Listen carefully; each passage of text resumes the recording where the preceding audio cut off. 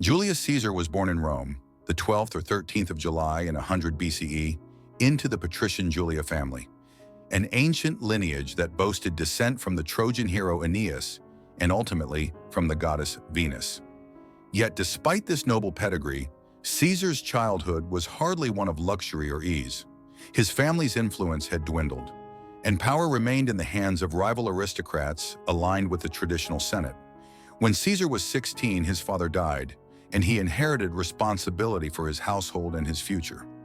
From an early age, Caesar demonstrated both ambition and boldness. He defied the dictator Sulla, refusing to divorce his wife Cornelia despite the personal cost. This act earned him exile, only for his mother Aurelia's influence to secure his return to Rome. Still, young Caesar's reputation as a man unafraid to speak his mind had been established. In 75 BCE, Caesar traveled to Rhodes to study oratory under the famous Apollonius Milon. En route, he was captured by pirates. Rather than fear, he delivered fiery speeches, insisting they raise his ransom, after which he vowed vengeance. Once released, Caesar returned with a small fleet, captured his captors, and had them crucified, an early sign of Caesar's capacity for both charm and ruthlessness. Over the next decade, Caesar climbed the Roman cursus honorum, holding roles from questor to curator of the Appian Way, and eventually earning the title of Pontifex Maximus in 63 BCE through shrewd politics. By 60 BCE, frustrated with the Senate's inaction, he formed the informal alliance known as the First Triumvirate with Pompey and Crassus. Pompey offered military prestige and popularity. Crassus brought vast wealth. In exchange, Caesar would support their aims and become consul in 59 BCE. Once consul, Caesar orchestrated his own appointment as governor for 5 years in Gaul, Iberia, and Illyricum, territories ripe for conquest. Thus began Caesar's epic tenure in Gaul from 58 BCE to 50 BCE, a decade of campaigns that would transform him into Rome's dominant force. His first major act was to confront the migrating Helvetii in Switzerland. At Geneva, he forbade their passage, igniting conflict. He swiftly gathered legions and inflicted a crushing defeat. Then he crossed the Rhine in 56 BCE, a symbolic act demonstrating Rome's reach, and planted the imperial banner on the far side. Year by year, tribe by tribe, Caesar subdued Gaul. In 57 BCE, he defeated the Belgae, and in 52 BCE, the Gallic chieftain Vercingetorix rose in rebellion, drawing together a union of tribes. At the siege of Alesia, Caesar's tactical genius prevailed. He built fortifications both around his enemies and against outside relief forces, trapping Vercingetorix. Despite hunger and exhaustion, the Romans held. When the Gauls finally surrendered, Vercingetorix rode alone into Caesar's camp, laid down his arms, and surrendered. It was a masterpiece of both military strategy and psychological dominance. By 51 BCE, Gaul had been fully conquered, and Caesar's fame skyrocketed. He had extended Roman citizenship to many communities, fortified Rome's position north of the Alps, and returned home with untold riches. His conquest had elevated him above Pompey in popular support, and the shadows of the First Triumvirate began to lengthen. But the alliance unraveled. Crassus perished in Parthia in 53 BCE. Pompey, once his ally, now aligned with the Optimates in the Senate. By late 50 BCE, the Senate ordered Caesar to lay down his command and return to Rome. Caesar stood at a crossroads. He knew that without his legions, his political career, and perhaps his life would end. And so in January of 49 BCE, Caesar crossed the Rubicon River, the boundary into Italy. He did so with his army, uttering the immortal phrase, "Alea iacta est," the die is cast. That dramatic crossing ignited civil war. Caesar advanced rapidly, capturing Brundisium and Massilia, crossing the Italian peninsula before Pompey could muster resistance. Pompey escaped to Greece, consolidating senatorial forces. Caesar, demonstrating both boldness and speed, pursued him. They clashed at the Battle of Pharsalus in 48 BCE. Outnumbered but outmaneuvered, Pompey's forces broke, and he fled to Egypt, only to be murdered upon arrival. But Caesar's path did not lead him to celebration. In Egypt, he encountered Cleopatra, the young queen struggling for hereditary control. Caesar intervened, supported her, and fathered a son, Caesarion. Meanwhile, he helped restore her to the throne, establishing a critical political partnership. His Egyptian winter also yielded the astronomical spectacle of Caesar's comet, interpreted by many Romans as the divine soul of a deified ruler returning in glory. Returning to Rome in 46 BCE, Caesar held a quadruple triumph, an unprecedented display of wealth and power. He inherited supreme authority, pardoned many former enemies, and set about a bold legislative program of reforms. He diluted senatorial power, adding 300 new members, many from Italy and Gaul. He reformed the calendar. The Julian calendar became a solar system benchmark lasting millennia.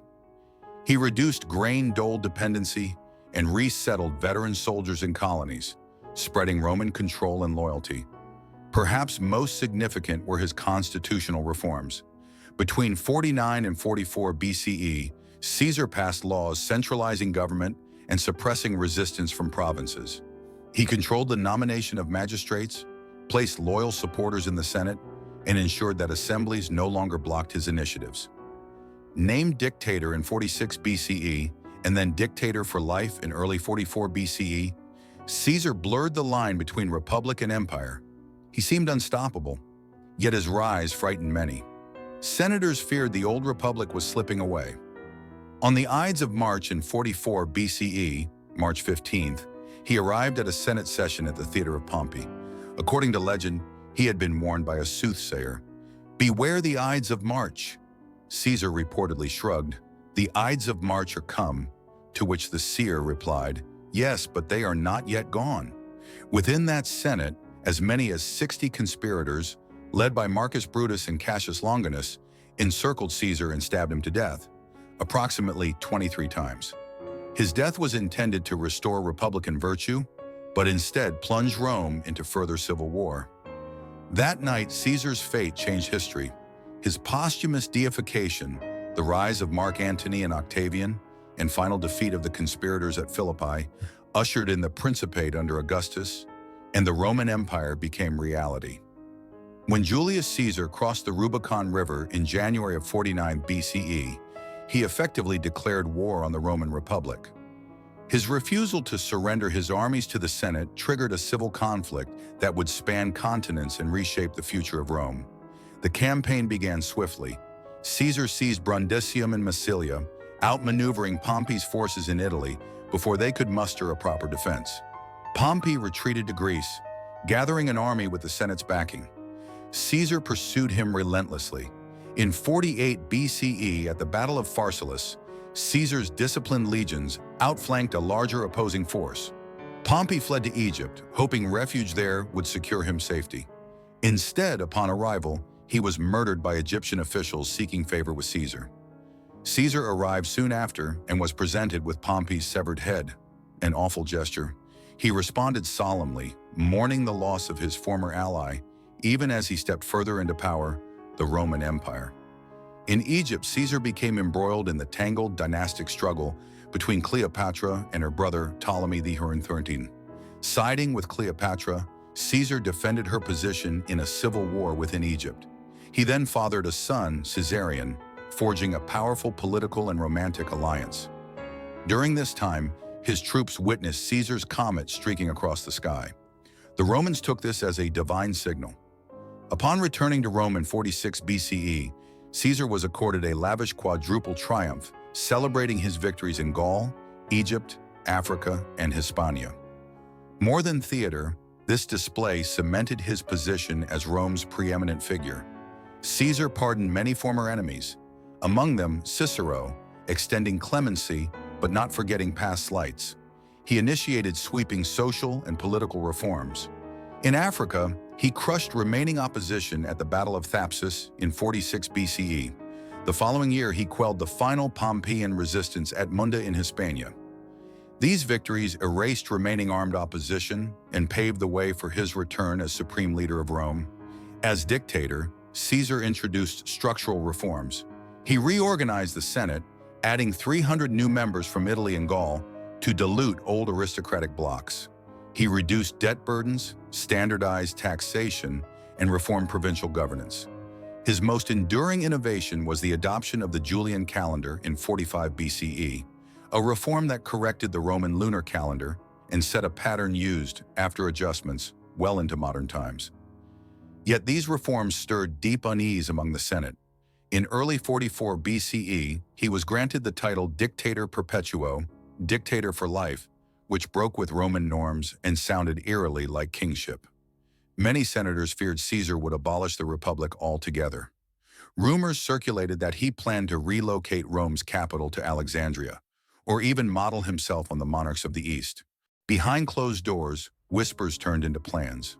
A group of about 60 conspirators, led by Brutus, Cassius, Decimus, and Trebonius, decided that Caesar had to die to save the Republic. On March 15, 44 BCE, the Ides of March, they lay in wait during a Senate meeting at the Theater of Pompey. Despite warnings, among them a famous seer telling him to beware that day, Caesar attended, apparently unconcerned. In that Senate house they struck. Caesar was stabbed 23 times. One of his final utterances, according to tradition, was "Et tu, Brute," and you, Brutus, expressing shock at betrayal by someone he trusted deeply. His body slumped near Pompey's statue, a cruel irony. The conspirators believed they had rescued the Republic. They were wrong. Chaos followed. Mark Antony, Caesar's loyal ally and former consul, turned public sentiment against the conspirators with a stirring funeral oration. His words transformed grief into fury, sparking riots and widespread unrest. Caesar's body was cremated in the Forum, and his deified status was declared in Rome, turning a mortal man into a legend. In his will, Caesar left generous gifts to Roman citizens and adopted his great-nephew Octavian as heir. This proved a defining moment. Octavian emerged as Caesar's political and symbolic successor, rallying legions and allies to his side. Together with Antony and Lepidus, they formed the Second Triumvirate. They crushed the conspirators at Philippi in 42 BCE and went on to divide power, setting the stage for the end of Roman freedom. Octavian would later defeat Antony at Actium and consolidate absolute power in Rome. In 27 BCE, he took the title Augustus, becoming the first emperor of Rome. What the conspirators had plotted to prevent, a concentration of monarchical power, had emerged anyway, stronger than ever. Caesar's assassination accelerated the fall of Republican Rome and ushered in imperial Rome. In death, Caesar's legacy soared. His name, Caesar, became synonymous with rulership across Europe, inspiring the titles Kaiser and Tsar centuries later. His reforms, charisma, and dramatic end left an indelible mark on Western history and political thought. The Republic may have died, but the empire endured, and it all began with Julius Caesar, the man who dared to reshape the ancient world. When Julius Caesar fell on the Ides of March in 44 BCE, he left behind a power vacuum and a fragile state torn between grief and ambition. His adopted heir, the 18-year-old Gaius Octavius, soon renamed Octavian, emerged from obscurity with Caesar's name to rally support. Though barely of age and lacking military command, he wielded political cunning and allegiance of Caesar's veterans to assert himself as Caesar's true successor. To restore stability and avenge Caesar's murderers, Octavian joined forces with two of Caesar's most trusted allies, Mark Antony, a formidable general and former consul, and Marcus Aemilius Lepidus, a loyal statesman who had served Caesar faithfully. In 43 BCE, they formally created the Second Triumvirate under the Lex Titia, a law granting them extraordinary powers for 5 years to purge enemies and reorganize the Republic. The triumvirs wasted no time. They unleashed a brutal campaign of prescriptions, prescribing hundreds of senators and equities. Their property seized to finance armies, and many, including Cicero, fell victim. His hands were cut off and his head displayed in the Forum for daring to oppose Mark Antony. With enemies eliminated, the triumvirs turned east to confront the assassins of Caesar. In 42 BCE, at the plains of Philippi in Macedonia, their forces faced off against Brutus and Cassius in a clash that would decide Rome's fate. In 2 battles, Antony and Octavian prevailed. Cassius died believing defeat imminent. Brutus succumbed weeks later. Their deaths marked the collapse of genuine republican resistance. Control of the Roman world was then divided. Octavian took charge of the West, Italy, Gaul, Spain, and Africa. Antony claimed the east from Greece to Egypt. Lepidus ruled Africa and parts of Spain, but wielded far less influence.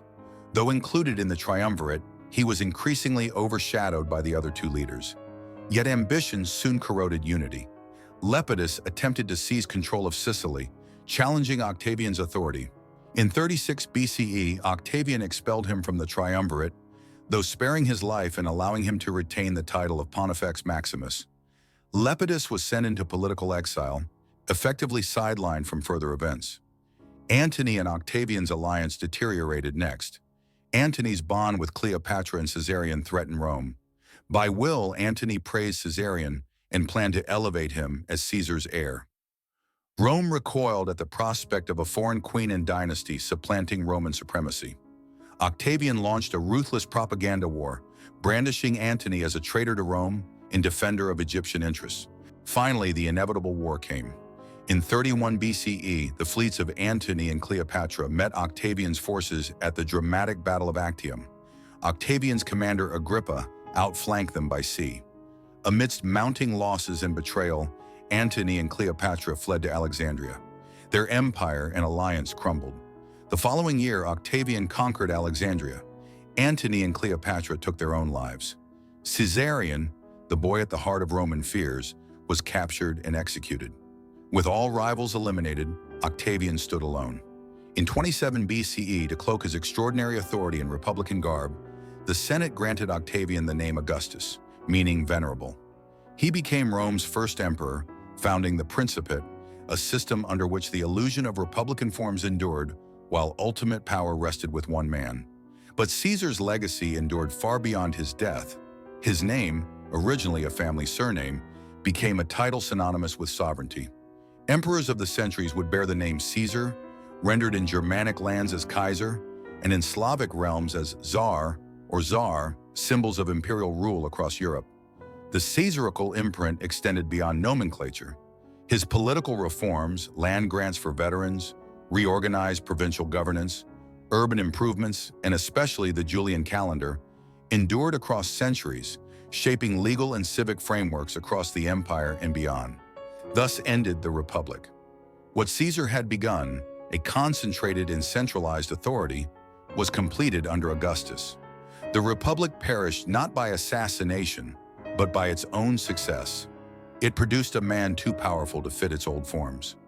And so the story of Julius Caesar reaches its conclusion. A man born noble, rising through audacity and vision, executed in the Senate, avenged on foreign soil, remembered as divine, and living on in the very titles of emperors and the concept of empire itself. When Augustus took power in 27 BCE, he did more than inherit Caesar's authority. He institutionalized it. The political system that emerged, called the Principate, preserved a facade of republican tradition while consolidating all real power in the emperor. The Senate remained, laws passed by popular assemblies still met in the Forum, but Augustus presided over them all. In many ways, he was Caesar's heir in purpose, if not in name. Yet Julius Caesar's influence lived on far beyond his lifetime. One of his earliest and most enduring legacies was the Julian calendar, introduced in 45 BCE. This reform replaced the old lunar Roman calendar with a solar system of 12 months, a year of 365 days, and leap days every 4 years. It corrected annual drift, aligned festivals with seasons, and streamlined civil life. Variants of Caesar's system, refined into the Gregorian calendar centuries later, remain in use today in much of the world. Roman governance itself bore Caesar's stamp. He implemented land redistribution to settle veterans in colonies across Gaul, Spain, and Italy, creating a network of loyal communities tied to Rome. He reorganized provinces to reduce corruption and improve taxation. He granted Roman citizenship to conquered peoples, turning outsiders into insiders. Over time, this created a more unified Roman identity across diverse subjects. In art, literature, and public memory, Caesar was immortalized. Writers like Suetonius and Plutarch recounted Caesar's speeches, campaigns, and reforms as exemplary history. Later, Cicero often spoke of him with mixed admiration and regret. a man who embodied both the greatness and the flaws of power. Centuries after his death, Caesar's name became a title in monarchic regimes. Caesar became Kaiser in Germany, Tsar or Tsar in Russia and Eastern Europe. Kings and emperors styled themselves as heirs not just of territory, but of Caesar's authority. The idea of a divinely sanctioned ruler owed much to Rome's earliest emperor. In Renaissance art, Caesar was a symbol of virtues, manly courage, and civic virtue. Michelangelo sculpted heroic figures, recalling ancient ideals. Shakespeare turned Caesar's assassination into a cautionary dramatic epic in Julius Caesar, weaving betrayal, politics, and fate into unforgettable lines. Figures from Napoleon to Napoleon III used mythic allusions to Caesar to justify their own ambition. Caesar's military strategies were studied by generals throughout history. His legions marched with discipline. His staff and logistics system influenced armies centuries later. His open-field tactics, entrenchments, and intelligence operations became core doctrine in military academies. Politically, his centralization of power raised timeless questions about law, liberty, and governance.